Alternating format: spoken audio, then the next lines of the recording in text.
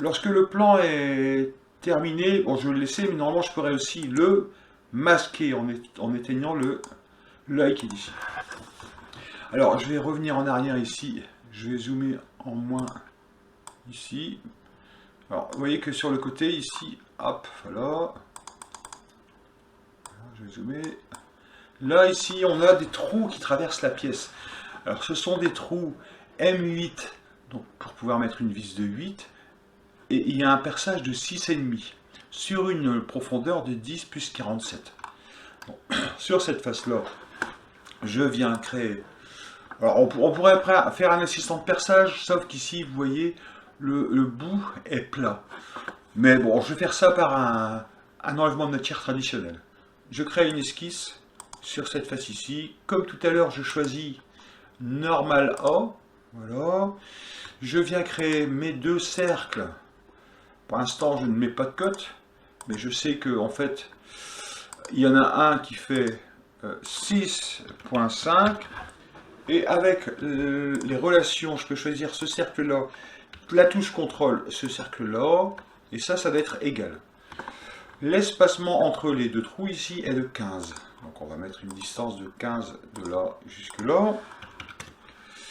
Par rapport au haut de la pièce, on est à 13. 13. Et on est centré. Alors pour le centrage, rappelez-vous, hein, si vous laissez quelques instants votre souris ici, vous voyez un petit point orange apparaître. Vous cliquez dessus. Avec la touche contrôle, vous sélectionnez ensuite les deux centres des autres cercles et vous dites que ça doit être aligné à la verticale. La pièce est totalement contrainte, on peut la faire bouger un peu. Il suffit maintenant de traverser jusqu'à une profondeur de 57. Donc, enlèvement de matière. Donc, si on ne veut pas calculer, on fait 10 plus 47. Et on valide. Donc, le trou qui va jusqu'au bout de diamètre 6,5 a été fait.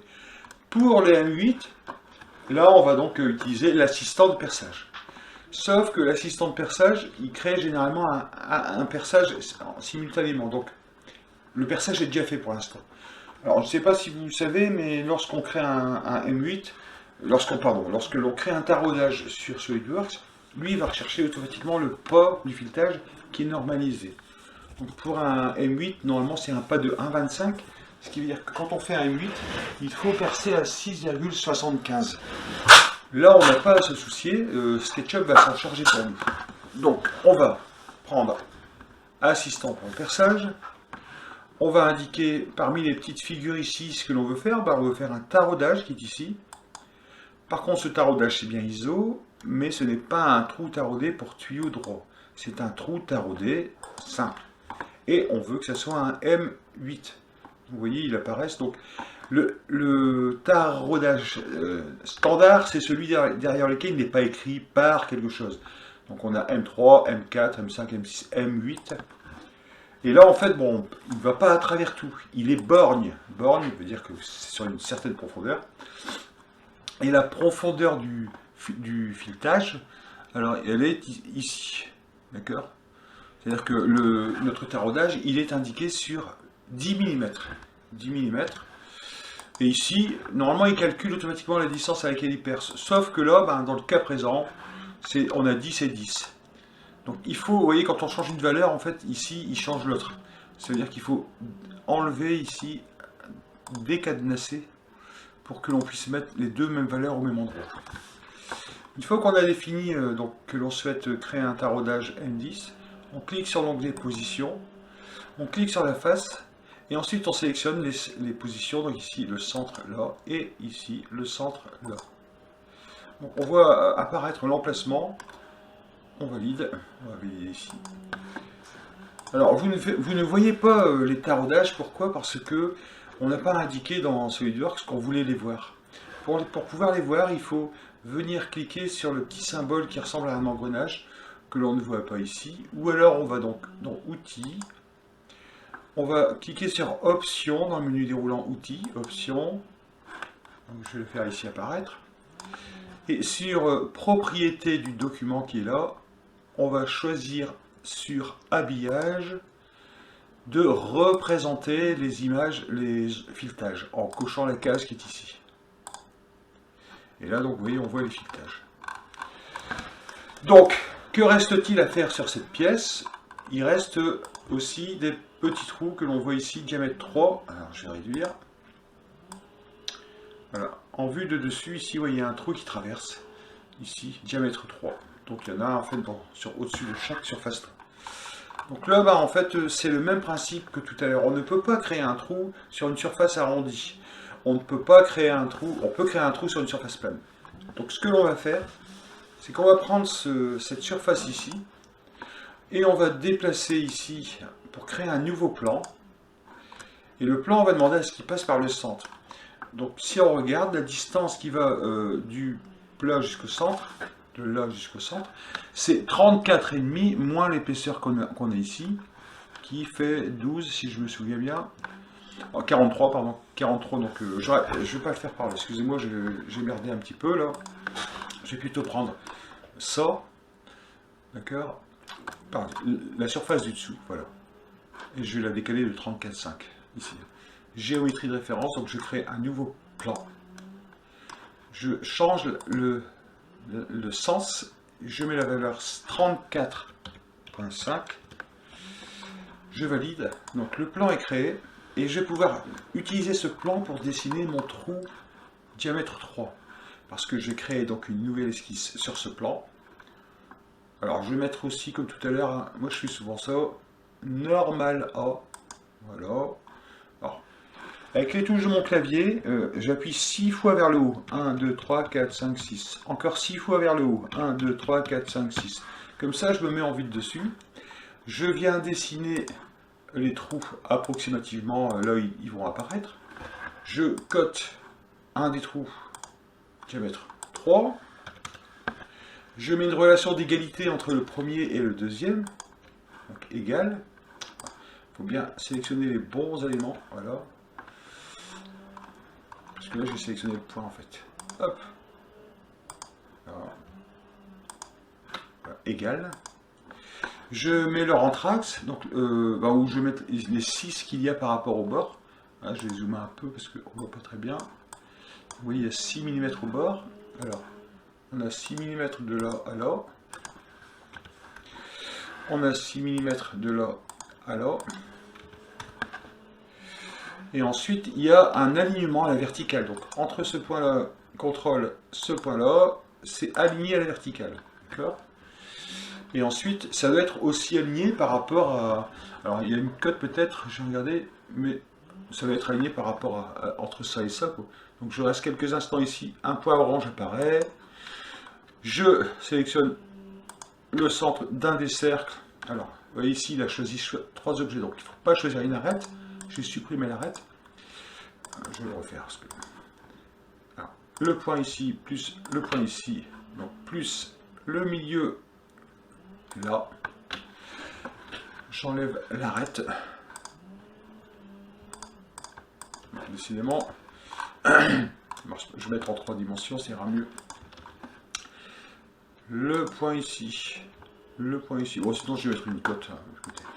Je sais que j'ai un 25 de là à là, donc je vais mettre 12,5 de là jusqu'ici. Attention. Voilà, à la verticale. Voilà, 12,5. C'est totalement contraint. Et donc je peux faire un enlèvement de matière à travers tout. Je valide. Donc les trous de 3 sont faits. Je peux ensuite masquer en cochant sur l'œil ici le plan que j'ai créé. Et puis pour finir, je pense qu'il reste que les arrondis à faire. Alors un arrondi ici de rayon 11. Si vous voyez, un rayon 11 là et là. Donc raccord, congé pardon. Rayon ici, on va mettre 11. Et on choisit les 2 congés là, là et là. Alors, je regarde s'il y en a sur les 4 endroits, sur les 3 endroits où il y en a aussi un là-haut. Donc, on peut valider. Et là, ici, sur le bord, il me semble qu'il y a un petit congé ici, vous voyez, mais dont on ne voit pas la cote ici. Donc, quand c'est ça, je dirais toujours, quand c'est pas indiqué, c'est quelque chose qui est fait pour casser une arête. Donc pour casser une arête, en fait, il faut mettre au moins 2 mm dans ce cas ici présent. Donc on va faire un crochet de 2 mm entre ça. Alors là, j'ai mal sélectionné, donc j'enlève en faisant supprimer. Il faut bien sélectionner que l'arête. Voilà. On valide. Alors, je me rends compte que ici, en zoomant, les trous oblongs qui ont été faits ici ne traversent pas la pièce. Ils sont sur une profondeur de 9. Alors, c'est pas grave, tout est modifiable dans SolidWorks. On va revenir à l'emplacement où les trous ont été faits. C'est-à-dire ici, non, c'est juste ici, voilà. Alors, il faut même prendre les premiers. Voilà. Ici, on a mis un enlèvement de matière à travers tout. Ce que l'on va faire, c'est que l'on va donc cliquez avec le bouton droit sur cet enlèvement de matière et éditer la fonction. Et effectivement, on n'est pas à travers tout, on doit être borgne et on doit avoir sur une épaisseur de 9. Donc vous voyez, on peut modifier une fonction même après qu'elle ait déjà été faite. C'est-à-dire que en fait, je n'avais pas remarqué, mais ce trou-là ne traverse pas complètement. Alors donc normalement, je pense que la première pièce est terminée. Ah non, il y a des trous ici, un trou de diamètre 6 et un trou de diamètre 6 que j'ai pas vu. Donc on va le refaire ici. On sélectionne cette surface là comme plan d'esquisse. On vient créer les deux trous ici. On choisit de s'orienter normal A. Voilà. On met une dimension d'un des trous 6. Alors bien sûr vous pouvez aussi mettre le deuxième ou alors mettre égal, c'est à vous de voir. Hein.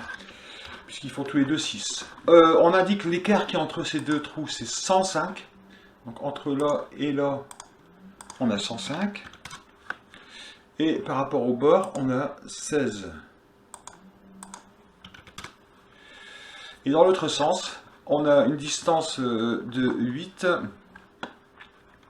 Ah, j'ai oublié d'enlever aussi la matière ici. Décidément, lundi matin, je ne vois pas très bien clair. Vous voyez, il y a de la matière enlevée ici. Donc, c'est pas grave, on va déplacer ça. On va déplacer le trou. Ah, j'enlève cotation. Voilà. Et puis on va fermer, c'est pas grave, cette esquisse-là, on reviendra plus tard dessus.